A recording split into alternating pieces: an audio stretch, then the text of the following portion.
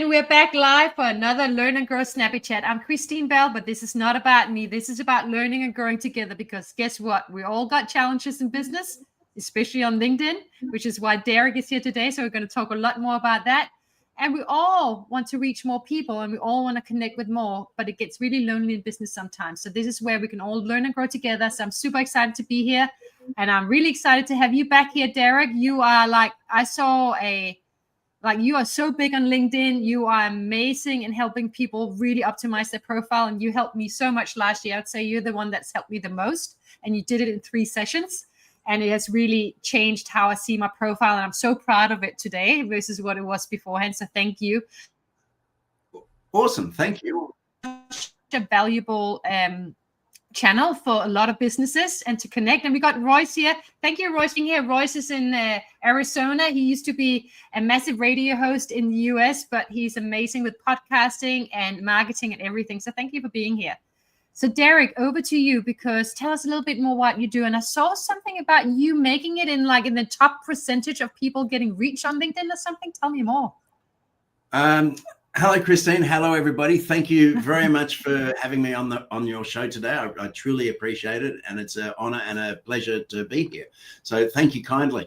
Look, recently I received a certificate and a bit of an award because I reached the top 0.003% of people on LinkedIn. But look, what I do with LinkedIn, I specialize in LinkedIn for business coaching and courses and training, etc. And what I do or the one thing that has helped me the most has been consistency. Okay. And so what that literally means is consistently showing up on the platform, interacting with other people's content, posting my own content, just basically building and presenting a brand as to who I am, what I do, how I work with people, what I offer, etc. And like most things in life, that's literally what growing on a platform like LinkedIn comes down to. If you look at all the top people on the platform, the people who are doing really well, that is one of the things that they all have in common, is that they consistently show up day after day after day. So yeah, it's a great platform. I've been a member of the platform officially since way back in 2004 was when I first signed up. However, to qualify that, I did very little with the platform until 2013. And what literally happened, I was building websites at the time. I was sharing an office with a friend of mine. And one day she walked into the office and she said that she had just heard LinkedIn described as the professional or the business version of Facebook. And I thought, that sounds interesting. Maybe I should have another look at that. And so I found my old original login details, logged into my LinkedIn account for the first time in many years to discover that I had a low 207 connections. So it was back in 2013 where I guess my real journey on LinkedIn began. And one of the things that I did is I started looking around for people who I could see knew what they were doing on the platform. And I started learning from them because I was building websites and doing SEO at the time. I started publishing a lot of articles about what a good website should include. And I started generating inquiries. And a very interesting experience was that when I would generate inquiries, I would naturally ask the person I was on a phone call with, do you mind if I ask you where you found me or how you heard about me? And they said, oh, we've been following your articles on LinkedIn. Now, the interesting lesson was probably 50% of the leads that came in who I had a conversation with, who had been following my articles, had never liked, had never commented on any of my articles. So the valuable lesson was that there's a portion of your audience that's actually just sitting out there, just watching in the background until they're ready. And they won't like, they won't comment, they'll just sit, watch, read, learn, and then eventually they'll make up their mind, I need to reach out to this person to learn more about what they do and how they can help me. And so not everybody is going to like and comment on your content, but the important thing is putting that content out there.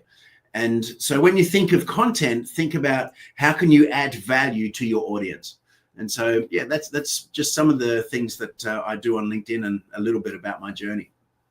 Yeah, no, I love your journey, and it's so inspiring as well, because I was on it for a long time as well, LinkedIn, and didn't do anything, right? And then came the lockdowns, and you're like, well, I better get myself on there, yeah, and actually do something. And then suddenly my challenge was that I was actually quite shy, believe it or not. Ross says, never discount the lurkers. Absolutely, the lurkers are everything in terms of they sit and watch. The challenge is we don't know who they are, so it's not like we can reach out to them because we just don't know who they are. That's the challenge. But for me, I was scared of putting myself out there first time because, you know, a lot of the contacts I had on LinkedIn that I did have were all my colleagues or ex-colleagues, right? It was people that I knew professionally. And I certainly wanted to, you know, there was maybe a part of my ego or my lack of self-esteem that was like, okay, what are they going to think and say when I put myself out there? And I don't know how to do videos and I don't know what to say, right? But you just got to take the plunge. You do. And I did. And I must say that we talked about this before we got on. Maybe we can talk a little bit more about it. And I just want to say hello to Musi as well. He's also in America. Do you know Musi? You should get to know Musi. He's amazing. So Musi, reach out to Derick. You guys would enjoy a conversation. Same for Royce. But I put out my video, and back then you were talking about the algorithm was a little bit more like you got more visibility, right? This is in 2022, July 2022. I'm like, okay, I'm going to do it. I'm going to put up a video. I think it was 2022, maybe a year before. And I was so scared. And I got 25,000 views overnight. Fantastic. But what I had said was, I had started my message with the video, and then it said, hello. I just said, hello. I'm new to this. I'm a little bit scared, but here we go. And you'd think that people would be like, oh, that was terrible, because it literally was me trying to read and scared and read the, you know, you could tell me reading like this, yeah, and putting it together and pasting it and stuff like that. And everyone was so kind to me. Like the kindness was like overwhelming in terms of saying, well done, good on you, love your courage, etc. It's kind of that messaging. I thought, you know what? The world can be harsh, but man, there is some nice people on LinkedIn. Absolutely. And it's a very supportive community. And well done. Congratulations to you for having the courage to face up and put your own video out there. Not everybody wants to do video, and that's okay. You don't have to do video. There's a portion of the audience who post content who will put up videos. There's a bigger portion of the audience who will just put up content without videos. It could be a text-only post or a text and image post, a carousel. Just think about what can you do to add value to your audience. Exactly. And do what works for you as well, right? But I like talking. I've always wanted to go on stage. Yeah, I always had the desire. And I guess I wish I'd known Ross back then, because Ross can teach you how to present yourself well and how to speak like a fantastic radio host as well. But when you don't know that, you got to try it out, right? And I think LinkedIn is very forgiving compared to perhaps some other kind of media channels where, you know, you've got to be professional. Otherwise, you're not going to get, you know, you're going to get booted off quite quickly, or possibly feel so embarrassed that you're never going to show up again. The LinkedIn community as a whole is a very authentic, very supportive community, and they've been through what you're going through. So if you're nervous about putting up a video, if you're nervous about putting up a post, there's plenty of other people on the platform who have been through exactly that. And if they come across your content, that they will be happy to support and encourage you. And that's one of the more authentic parts of the platform that so many people love and enjoy about LinkedIn. Yeah. And I think that's the case. Like, you can build relationships different ways on LinkedIn. Obviously, there's Sales Navigator, which is obviously a much more tailored and targeted tools, which I haven't used myself, but I am considering it because I've only heard good things about it. But I also think, you know, there are like the pods, but I kind of stay away from the engagement pods to some extent, because it's not real. You know, is it real? Yes, it is real. But I'd rather have, you know, I don't have the time to sit in 20 different pods and try and like everyone's things, unless you have someone like an assistant somewhere helping you do that, which a lot of people do have as well. So we got to be aware of that with LinkedIn. It's not always the actual person that you're talking to. But if you can find your community, and I found that through actually liking people's stuff, and they started liking mine, I started liking them, and it's actually genuine support for each other. And I found that's how I've gotten visibility, because some people said to me, how do you get so much visibility? Are you in the pods? I'm like, no, not really. I'm not. But what I do spend time is looking at people, and the people I like and resonate with, I will actually support them. And eventually, not always, that support comes back, not always from that person, but the support, it's a give and take universe we live in. So that person may not support you, but other people will come in and support you for it. One of the areas that I personally have found has worked very well for me as far as building conversations, building professional relationships with people, building friendships even, has been via the messaging inbox.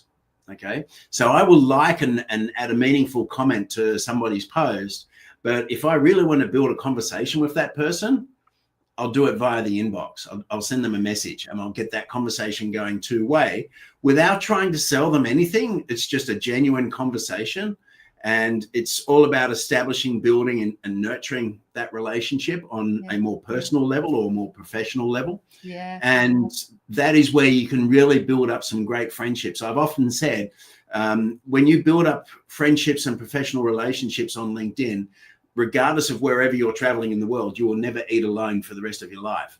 It's that kind of platform. You can really build some amazing friendships with people all over around the world, right? So when you're traveling, you're like, I can't wait to meet people in person, like Royce or Musi. I'd love to meet them when I'm next in America.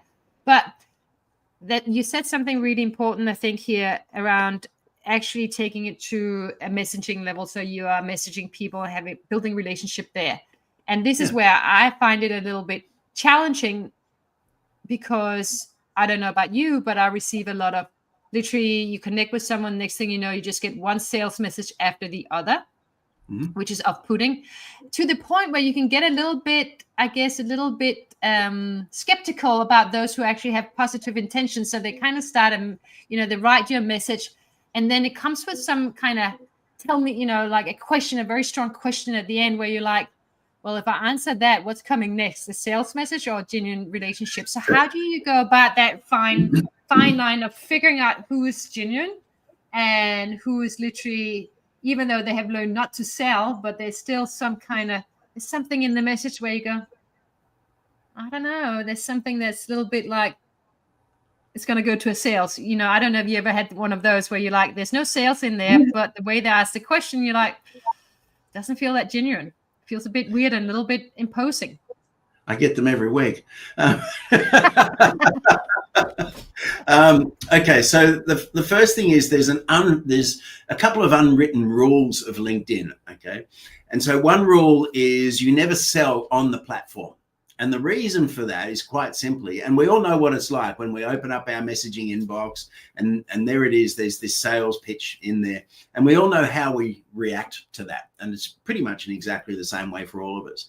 So there's an unwritten rule on LinkedIn that you don't sell on LinkedIn. And the reason we react in that particular way, we're not happy about it, is because it's too early in the conversation. Yeah. Okay. They haven't established a need. They don't know if we need the particular type of product or service that they're offering. They're just bombarding a whole lot of people with this. Usually it's a cut and paste message, and they're just adding a name to it, and that's it. And they're hoping that somebody is going to buy it. Okay.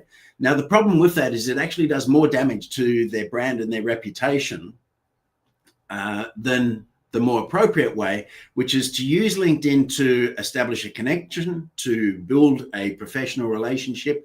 And then if and when the time is right, e.g., that person has a need for your product or service, then you take the conversation to the next level, which is actually away from LinkedIn.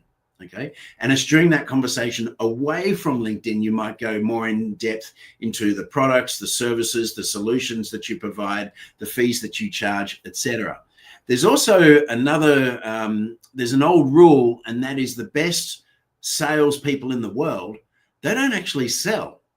They just talk to people. Okay. And so if you get somebody onto a Zoom call and you've got this high pressure sales approach, then you run the risk of them just ending the Zoom call or pulling the plug or coming up with any reason that they can to get off that call, because nobody likes being treated that particular way. And many of us, if not all of us, have experienced that high pressure sales tactic at some stage during our lifetime. So just try to have a casual conversation with people, but importantly, try to flush out a need. See if there's a need for your product or service or solution. And if there's not a need, still treat them professionally, still try and work on building that relationship, because that person could also refer you to somebody who might need your products or services. So number one, don't sell on the platform. It's too early in the conversation. 2, establish, build, and nurture that professional relationship. And 3, take the call away from LinkedIn and, importantly, see that there's a need for your product, service, or solution. Now, if there's no need, then have another conversation.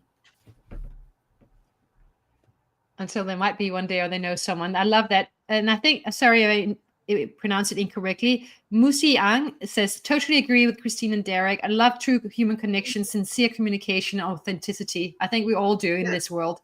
Yeah, absolutely. Exactly. So with your messaging, but that fine line with your messaging, because this is where I'm like, how far do you go? Do you just go, great to meet you, love to know more about you? Or do you actually ask direct questions? I'd love to know, tell me about you. Tell me, do you go how direct do you go in your messaging? Okay.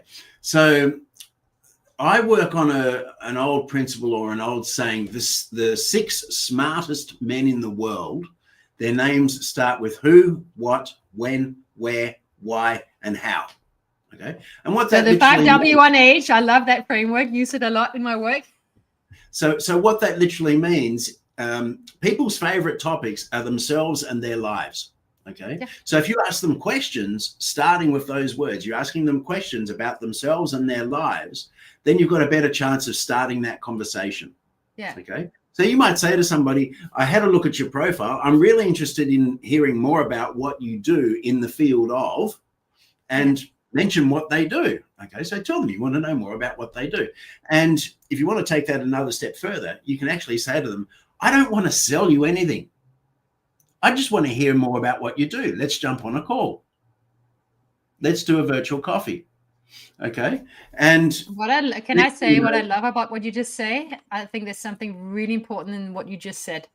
And that is, by you reading their profile and saying, I've seen this about you, it tells them that you're listening. It tells them that you are genuinely interested in them. It tells them that you actually made the time to find out about them, right?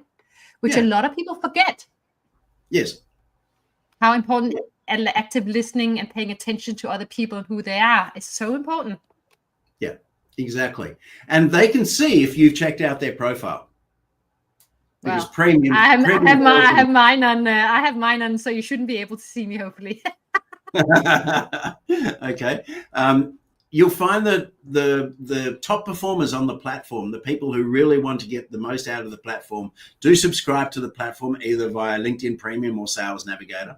And without Premium, you can only see the previous 3 people who have viewed your LinkedIn profile, whereas Premium will allow you to see almost everybody who has recently viewed your profile, and you get some extra search functionality. So whoever it is that you're having a messaging conversation with, they can see if you've recently viewed their LinkedIn profile. Also, people who are reaching out to connect with you, okay, check to see if they've recently viewed your profile, okay, because if they haven't, they're just hitting the connect button, okay. So when I connect with somebody, I check out their profile. I will look for mutual areas of interest. And it may have been that I've really enjoyed some of their recent content. And then I will send them a personalized request to connect message that includes that mutual area of interest. All right. And so then when they receive my message, they can see I've recently looked at their profile. I've mentioned that mutual area of interest, and there's a much higher chance that they will accept my request to connect, and we can continue on the conversation. And so it's literally just about finding what works for you, trying to do things the right way instead of the wrong way, and just being considerate of other people as well, and thinking, okay, if this approach that you're using on them is what you're going to use, reverse it and think, well, what would my reaction be if I received this approach? Would I be okay with that, or would I be not happy with it? Okay. And so think about your messaging, treat people the way you'd like to be treated. I love that. And such an important point. Yvonne says the best salespeople on LinkedIn don't sell. Good point from Derick. Absolutely. And Roy says, do your research first. And I love that. And this comes back to another question, because you see some people, how many followers do you have? Like 100,000 something? I don't know. You're high up there, right? 95,000 right now. Almost there, right? But you Yeah. see some people come in on LinkedIn and suddenly in 1 year, they got 60,000 followers. And you kind of got to ask yourself, how did they get that? Because you got to do a lot of reaching out or just accept anyone, or you have to buy those followers, right? Yeah. To get there. Because I have been active since, let's say 22, very active since 22. It's now 25 and I'm still only at 10,000, but I'm not that good at spending time reaching out and I don't accept everyone. Okay. An interesting story. About 2 years ago now, in 1 month, I forget what the exact figure was, but it was either LinkedIn cleared out 23 million or 53 million fake, hibernated and dormant accounts in 1 month. And then the following month, they removed, I think it was another 12 million. And we all went down. I remember we all went, boom. Yes. And so there was clearly a problem.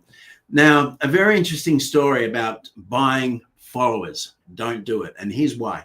There was one particular person who had close to 230,000 followers. He had built himself quite a brand, had positioned himself quite nicely. And then when this 1 month happened where LinkedIn removed millions of followers, he dropped from 230 down to about 38,000. And everybody who knew the platform, everybody who was an authority on the platform or an influencer on the platform who was doing well with the platform knew exactly what that person had been doing. Yeah. Okay. And as Warren Buffett once said, it can take a lifetime to build a brand and 5 minutes to destroy it. Yeah. It doesn't take long to destroy your reputation. Yeah, exactly. And it can be very hard to rebuild it once you destroy it. Yeah. Don't buy them. Don't buy followers, whatever you do. Because, and what's happened since then, LinkedIn now removes fake, hibernated and dormant accounts every week. Which is why you can see it goes up and down. You're like, I just made it, and then down the next week, a couple of people, and you're like, God damn it, I got to build it up again. Yeah. Yeah. Now, one of the keys to building your followers is when you put up some content, at the end of your content, ask people to follow you, give them a reason to follow you, and also tag yourself in that call to action. So follow me, Derick, Mildred, for more LinkedIn for Business tips. You taught me that, and I've got it on, I think, all my posts now. It's only if I forget once a time, but and it's I have it on every single gradual one. process. It's a slow and gradual process. And then, I am growing, but it is slow. Yeah. Then, of course, also make sure you have creator mode turned on so that your connect button changes to follow on your profile as well. Okay. That's a good point. Otherwise, all of those requests or most of those requests are going to come through as connect requests. So, yeah, that's just one of the ways that you can increase your followers legitimately.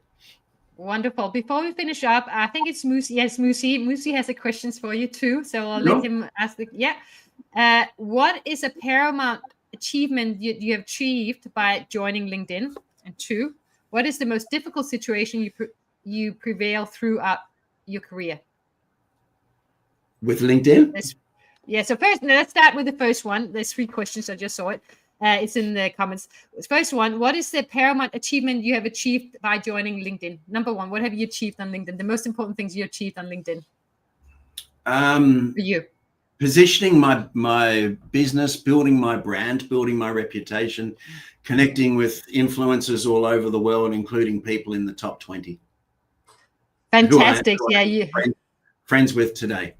Yeah. And you always get in those different polls out there. You always land up right at the top in terms of influencers. You always get put up on all those different surveys that people do. You always end up there being celebrated because you're doing such an amazing job. Authentically, actually, I should add. Thank you. I appreciate it. You're the real person, and you have certainly helped me so much as well. So then he asked, what is the most difficult situation that you've had in your career? Probably, let me rephrase that just a little bit. The most difficult situation I've had in my experience on LinkedIn or my career on LinkedIn would be LinkedIn jail, where I've wound up in LinkedIn jail for sending out too many requests to connect many, many years ago. And what literally happened is I was back at maybe less than 10,000 connections, and I'd see people with 20 or 30 or 40 thousand connections, and I was thinking to myself, well, how the hell are they doing this? I mean, I'd like to really increase my numbers as well. And so like many things in life, I did some things incorrectly and wound up with what they call account restrictions, or the generic term is LinkedIn jail. And I received a message from LinkedIn saying these restrictions are permanent. And that's literally what the message says. And so then what happened was you waited a period of time. I waited, I think you've got to wait a minimum 3 months, but I actually waited probably 12 months. And by then I was also subscribing to Sales Navigator, and I sent them a request. And the thing is, they can see everything that you are doing or have done. And so I highlighted the errors of my ways. I highlighted the mistakes that I had made, and I apologize for that. And they removed that permanent restriction. So LinkedIn jail is the biggest jail. I don't know if you know Awa. He's quite big on LinkedIn as well. He's in Nigeria with his lovely wife, Eski. Right. And he ended up in jail as well, LinkedIn jail a couple of years ago. And he's like, there was nowhere for him to actually reach out. He couldn't get hold of anyone. And he had built such a big profile on LinkedIn. He's very loved. He's back now. And he said it took ages. And someone in America found someone at LinkedIn who could actually go in and help him get out of LinkedIn jail. And but he did say that it actually told him how important it also is to have a life outside LinkedIn, right? To also actually embrace the fact for a couple of months that he could do nothing. Yeah. Well, let me put it to you this way. I'm on LinkedIn 5 to 7 days a week. Okay. And so what that means is I'm on it during the day because it's my business, 5 days a week. And then on the weekends, I will check in. Okay. I will schedule my content for the weekend. Yeah. And then on the weekends, I'll enjoy myself. Okay. So I'll go away from LinkedIn on the weekends because I know it's still going to be there on Monday when I log back in. Okay. And yes, I will log in a couple of times via my phone over the weekend, but there's also life away from online. And that's important because time flies. We're all getting older. And if you get too caught up in anything online, you just wind up with, as I said, time going by and you miss out on so many things. Yeah, and there's a point where we have to let go of the ego, I think, as well, in terms of who saw one, how many likes did I get, what did they think, etc. Right? We just got to put ourselves out there, knowing we're adding value, and let go of the response to some extent is what I've learned. And it will be what it is. We are finishing up, but Musiak just had a question. Well, she said, "Hi, Derick. I don't mean to challenge your recommendation, but it's hard for me to accept a call invite when someone comments on my profile and then jumps into asking generic questions about my field or experience through an inbox message, because that's a common tactic used by bots. On the other hand, when someone comments sincerely on my post a few times and their words generally resonate with me, I'm much more inclined to trust them. And then if they reach out, then I'll, if they reach out directly to my inbox. Actually, I'm the same a little bit in terms of I've never seen you like my stuff or comment on me. I will take a little while. Starting the conversation with somebody via their content is always better. Okay. And getting that conversation going two ways. Okay. So you replying to their comment and further replies, etc. Then reaching out to connect. That helps significantly, adding to your connections and building on your connections, getting more requests to connect accepted. Then transferring that conversation to the inbox and continuing it. And then literally saying to somebody, I'd love to jump on a call with you, hear more about you, your life, what you do, etc. Then it's worked well for me. Yeah. And I think it's like, I don't know if anyone's ever used a dating app, right? You got to kind of look at it in terms of, don't go all in first night. Yeah. Maybe some people want that. That's a different one. That's Tinder, I believe. But, if you want to build a relationship, you got to just take it easy. Just relax. Like, it's like dating. Yeah. We're not going to get married on the first date. So let's just chill out and just get to know each other. And for me, like, I'm like, start with my LinkedIn. Like, if you like my stuff and you start following me and I start following you and I resonate with you, I'm much more likely to want to have a conversation with you, because time is of essence. We don't have that much time, right? So we want to pick the right one that we feel we're going to have a great conversations with, and that there's some kind of connection, right? So I agree with that as well. But we've got to reach out, because if we never go, I can't send any messages, we're no further, right? Exactly. It's all about starting a conversation. I've long said LinkedIn is a tool that you use to get the conversation started, to establish, build, and nurture that professional relationship. And one final point that I should finish on is, don't try and start a conversation with one word, hi, hello, okay? Because you wouldn't do that in a bar or a nightclub or wherever you might meet somebody. And it doesn't work on LinkedIn. And I also receive that every week. And I just think to myself, what do you want? Okay. Yeah. Use common sense, hey? Let's common sense and calm yourself down, right? Yes, that way of starting a conversation doesn't work well with me, and I don't think it works well with many other people. I could be wrong, but it doesn't work well with me. Exactly. I mean, everyone for different courses, different horses, I guess. But like, let's just apply the principles of, thinking back to when you met your partner or wanted to meet someone. Like, just chill out. Yeah, chill out. Just take it easy. Yeah. On the flip side of that, don't send somebody a novel either for your first message. I have one particular connection, and I introduced him to a couple of other people. And when I saw his messages, I thought, my God, what are you doing? Because he's literally sending people half a novel. He's got this long message, and we're all time poor. We all skim. Okay. And so we'll skim through a message and then we'll go back over it and think, yeah, I really need to read this. Okay. And so when you send somebody a long message, you're reducing the chance of them reading any of it, let alone skimming over it. Okay. So yeah, just keep it short and sweet. Such a good point. Same goes for those posts on LinkedIn. Same goes for that. Most of us are skim reading. Don't write like a novel on a post. Don't write a novel. And a lot of people do it, and make sure that there's not like a sentence that's 5 lines long, because it's like the eyes can't take it. Yeah. So short and sharp on LinkedIn, really easy for anyone to scan what you're reading. That's how you catch me. Yeah. If it's too much, I'm out. That's why carousels did so well, because they grabbed our visual interest as well as getting the point across. Yeah. Newsletters and articles, they need to be a certain length. If they're too long, people will look at the title, they'll look at the newsletter, and then in many cases they will think to themselves, I'll come back to this later. And in which case they never do. Okay. So try to keep things reasonably short and sweet, get your point across, your benefits across, add value to your audience, and just think about it along those lines, and you'll do well. And try not to be too generic with your AI.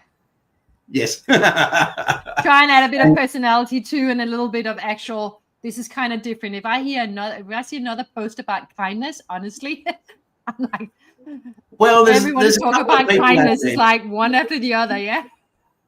Well, I know one particular person who's done very well, and she's built her brand out of kindness. She's written a book. I do know there's one in the US that's done a very good job on that, right? But still. There's another friend of mine who has huge numbers, and she's posted a lot of animals. She's figured out that cutesy animals have increased her followers. But the problem that she has now is that that's not relative to her business.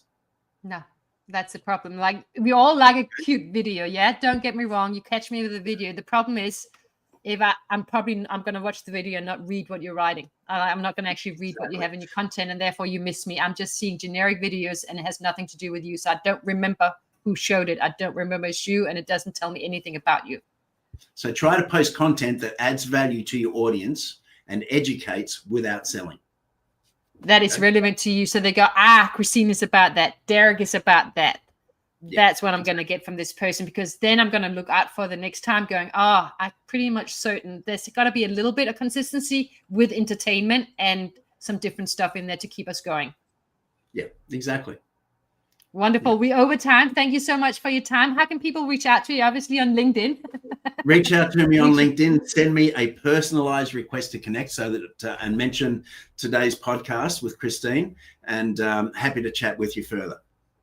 And I will just say for the record, you helped me so much. You did 3 sessions with me, and it literally, I'm so proud of my profile now versus what it was before. So thank you so much. I'm so happy with it now. My pleasure. Happy to help. And your And I've profile, actually, well done. Thank you. And I will say it has helped people reach out to me directly in terms of say, we might be able to use you, we might be interested in working with you, etc. From places you would not expect. That's awesome to hear. I'm delighted. So thank you so much. So thank you, My everyone, pleasure. and who was here, Kingbin as well. And thank you very much, Derick, and thank you, Musi, and everyone here. So thank you. It was great to have you. Okay, my pleasure. Bye, Christine. Bye, everybody.